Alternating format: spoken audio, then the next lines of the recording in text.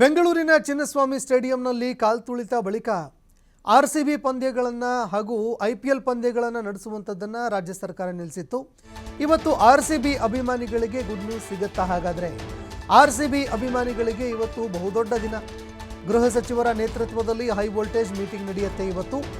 ಕಳೆದ 8 ತಿಂಗಳ ಹಗ್ಗ ಜಗ್ಗಾಟಕ್ಕೆ ಬ್ರೇಕ್ ಬೀಳುತ್ತಾ ಹಾಗಾದರೆ ಅನ್ನೋ ಪ್ರಶ್ನೆ ಎದುರಾಗ್ತಾ ಇದೆ. ಮಾರ್ಚ್ 26ರಿಂದ ಆರಂಭವಾಗಲಿದೆ ಐಪಿಎಲ್ ಟೂರ್ನಿ. ಈಗಾಗಲೇ ಗೃಹ ಇಲಾಖೆಯಿಂದ ತಾತ್ಕಾಲಿಕವಾಗಿ ಅನುಮತಿ ಸಿಕ್ಕಿದೆ. ನ್ಯಾಯಮೂರ್ತಿ ಕುನ್ಹಾ ಅವರ ವರದಿಯನ್ನು ಶಿಫಾರಸು ಮಾಡಲಾಗ್ತಾ ಇದೆ. ಇನ್ನು ಕುನ್ಹಾ ವರದಿಯನ್ನು ಶಿಫಾರಸು ಮಾಡೋದಕ್ಕೆ ಪರಿಶೀಲನೆಗೆ ಒಳಪಡಿಸಲಾಗ್ತಾ ಇದೆ. ಪರಿಶೀಲನೆ ಮಾಡೋದಕ್ಕೆ ಒಂದು ಕಮಿಟಿ ರಚನೆಯಾಗಿತ್ತು.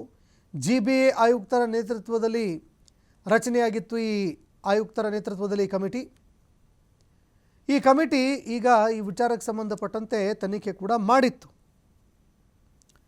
ಎಕ್ಸ್ಪರ್ಟ್ ಕಮಿಟಿ ಸ್ಥಳಕ್ಕೆ ಹೋಗಿ ಸಾಕಷ್ಟು ವಿಚಾರಗಳನ್ನು ರಾಜ್ಯ ಸರ್ಕಾರಕ್ಕೆ ವರದಿ ರೂಪದಲ್ಲಿ ಕೊಟ್ಟಿತ್ತು. ಬೆಂಗಳೂರು ಕಮಿಷನರ್, PWD ಅಧಿಕಾರಿಗಳು, ಬೆಸ್ಕಾಂ ಹಾಗೂ ಅಗ್ನಿಶಾಮಕ ದಳ ಸೇರಿರುವಂತಹ ಎಕ್ಸ್ಪರ್ಟ್ ಕಮಿಟಿ ಇದು. ನ್ಯಾಯಮೂರ್ತಿ ಕುನ್ಹಾ ವರದಿಯ ಸಲಹೆಗಳನ್ನು KSCA ಪೂರೈಕೆ ಮಾಡುತ್ತಾ ಅನ್ನೋ ಪ್ರಶ್ನೆ ಕೂಡ ಎದುರಾಗ್ತಾ ಇದೆ. ಯಾಕಂದರೆ ಹಲವಾರು ವಿಚಾರಗಳನ್ನು ಬಿಚ್ಚಿಟ್ಟಿತ್ತು ಕುನ್ಹಾ ಅವರ ವರದಿ. ಆದರೆ ಆ ವರದಿಯನ್ನು ಅನುಷ್ಠಾನಕ್ಕೆ ತರುವಲ್ಲಿ KSCA ಎಷ್ಟರ ಮಟ್ಟಿಗೆ ಈಗ ಕೆಲಸವನ್ನು ಮಾಡಿದೆ ಅನ್ನುವಂಥದ್ದನ್ನು ಕೂಡ ನೋಡಬೇಕಾಗತ್ತೆ. ಅದರ ಮೇಲೆ ಪರ್ಮಿಷನ್ ಕೊಡಬೇಕಾ ಅಥವಾ ಬೇಡವಾ ಅನ್ನುವಂಥದ್ದನ್ನು ನಿರ್ಧಾರ ಮಾಡಲಾಗತ್ತೆ. ವರದಿಯಲ್ಲಿ ಇರುವಂತಹ ಶಿಫಾರಸುಗಳನ್ನು KSCA ಮಾಡುತ್ತಾ ಹಾಗಾದರೆ ಅನ್ನೋ ಪ್ರಶ್ನೆ ಕೂಡ ಇಲ್ಲಿ ಎದುರಾಗ್ತಾ ಇರುವಂಥದ್ದು. ಯಾಕಂದರೆ ಕಳೆದ ಬಾರಿ ಸರಿಯಾಗಿ ಆಯೋಜನೆ ಆಗಿರಲಿಲ್ಲ. ಬೇಕಾಬಿಟ್ಟಿಯಾಗಿ ಯಾರೋ ಟ್ವಿಟರ್ನಲ್ಲಿ ಕೆಲವು ವಿಚಾರಗಳನ್ನು ಬಲಪಡಿಸಿದ್ರು. ಟ್ವಿಟರ್ನಲ್ಲಿ ವಿಚಾರ ಶೇರ್ ಆಗ್ತಾ ಇದ್ದಂತೆ, ಫ್ರೀಯಾಗಿ ಟಿಕೆಟ್ ಇದೆ ಅಂತ ಗೊತ್ತಾಗ್ತಾ ಇದ್ದಂತೆ ಸಾವಿರಾರು ಸಂಖ್ಯೆಯಲ್ಲಿ ಜನ ಓಡೋಡಿ ಬರೋದಕ್ಕೆ ಆರಂಭ ಮಾಡಿದ್ರು. ಆದರೆ ಇದೇ ವೇಳೆ ಕಾಲ್ತುಳಿತ ಸಂಭವಿಸಿ ಅನೇಕರು ಸಾವಿಗೀಡಾದರು. ಈ ವಿಚಾರಕ್ಕೆ ಸಂಬಂಧಪಟ್ಟಂತೆ ಸಾಕಷ್ಟು ಆಕ್ರೋಶ ಕೂಡ ವ್ಯಕ್ತವಾಗಿತ್ತು. ಆದರೆ ಈಗ ಎದುರಾಗ್ತಾ ಇರುವಂತಹ ಪ್ರಶ್ನೆ, RCB ಪಂದ್ಯಾವಳಿಗಳಿಗೆ ಹಾಗೂ IPL ಪಂದ್ಯಾವಳಿಗಳಿಗೆ ಫುಲ್ ಸ್ಟಾಪ್ ಇಡಲಾಗಿತ್ತು. ಈಗಲಾದರೂ ಸ್ಟೇಡಿಯಂನಲ್ಲಿ ಕ್ರಿಕೆಟ್ ಆಡೋದಕ್ಕೆ ಅವಕಾಶ ಸಿಗುತ್ತಾ?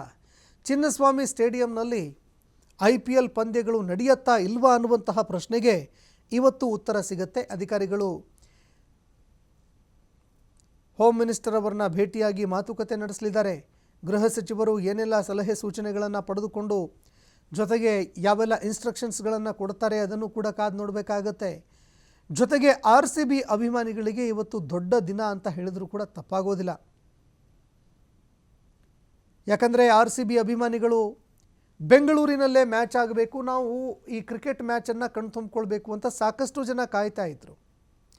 ಆದರೆ IPL ಪಂದ್ಯಗಳು ನಡೀಲೇ ಇಲ್ಲ. ರದ್ದಾದ ನಂತರ ಕಾಲ್ತುಳಿತ ಸಂಭವಿಸ್ತು, ಅನೇಕರು ಸಾವನ್ನಪ್ಪಿದ್ರು. ಈ ಬಗ್ಗೆ ಮತ್ತಷ್ಟು ಮಾಹಿತಿ ಕೊಡ್ತಾರೆ ಪ್ರತಿನಿಧಿ ಸಂತೋಷ್ ಪಟೇಲ್, ಫೋನ್ ಸಂಪರ್ಕದಲ್ಲಿ ಜಾಯ್ನ್ ಆಗಿದ್ದಾರೆ. ಸಂತೋಷ್ ಪಟೇಲ್, ಇವತ್ತು ಸಭೆ ನಡೆಯುತ್ತೆ. IPL ಮ್ಯಾಚು ನಡೆಯುತ್ತಾ ಇಲ್ವಾ ಅನ್ನುವಂತಹ ಭವಿಷ್ಯ ಈ ಸಭೆ ಮೇಲೆ ನಿರ್ಧಾರ ಆಗುತ್ತೆ.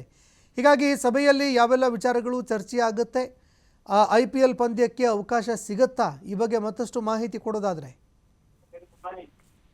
ಸಂತೋಷ್, ಈಗಾಗಲೇ RCB ಈ ಹೈ ವೋಲ್ಟೇಜ್ ಮೀಟಿಂಗ್ ಇವತ್ತು ನಡೆಯುವಂತ ಸಾಧ್ಯತೆ ಇದೆ. ಯಾಕಂತ ಹೇಳಿದ್ರೆ ಚಿನ್ನಸ್ವಾಮಿ ಸ್ಟೇಡಿಯಂ ನಲ್ಲಿ ಕಳೆದ 8 ತಿಂಗಳಿಂದ ಕೂಡ ಯಾವುದೇ ಮೀಟಿಂಗ್ಗಳು ಕೂಡ ಯಾವುದೇ ಪಂದ್ಯಗಳು ನಡೆದಿಲ್ಲ. ಇದಕ್ಕೆ ಕಾರಣ ಏನು, ಸ್ಟಾಂಪೇಡ್ ಆಗಿತ್ತು.